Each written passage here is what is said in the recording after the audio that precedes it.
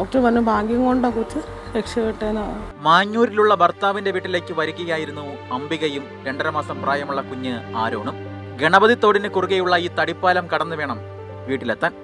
പാലത്തിന് നടുവിലെത്തിയപ്പോൾ പലക തകർന്ന് അംബികയുടെ കാൽ തെങ്ങിൻ തടികൾക്കിടയിൽ കുടുങ്ങി. തന്റെ ജീവനായ കുഞ്ഞ് കയ്യിൽ നിന്ന് വഴുതി വെള്ളത്തിലേക്ക്.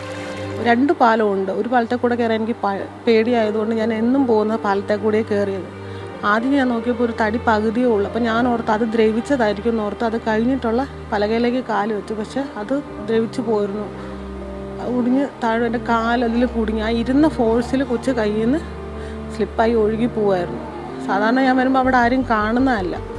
എന്നാൽ ആരും കാണാത്ത ഇടത്ത് ഒരു നിയോഗം പോലെ എത്തിയ 2 മനുഷ്യർ. ഇത്രയും നാൾ ചേർത്ത് വച്ച തന്റെ കുഞ്ഞ് ആദ്യമായി തന്നിൽ നിന്ന് അകലുന്നത് കണ്ട് ആ അമ്മ നിലവിളിച്ചു. അയൽക്കാരനായ സലിൽകുമാർ നേരെ വെള്ളത്തിലേക്ക്. അപ്പോൾ ഞാൻ ഇറങ്ങി ചെല്ലുമ്പം ഈ കൊച്ച് തലകീഴായിട്ട് ഇങ്ങനെ തോട്ടി വെള്ളത്തിൽ കൂടെ ഇങ്ങനെ ഒഴുകി വരിക. പെട്ടെന്ന് തന്നെ ഞാൻ ആ തലകീഴായി തന്നെ എടുത്ത്. അപ്പം കരയ്ക്കുന്നവർ പറഞ്ഞു ഇങ്ങനെ നിവർക്കണ്ട.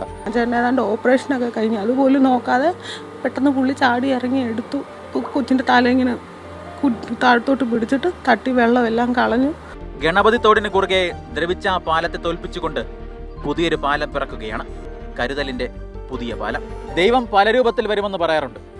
അംബികയ്ക്കും കുഞ്ഞിനും സലിൽകുമാറും ജോബിയുമൊക്കെ ദൈവങ്ങളാണ്.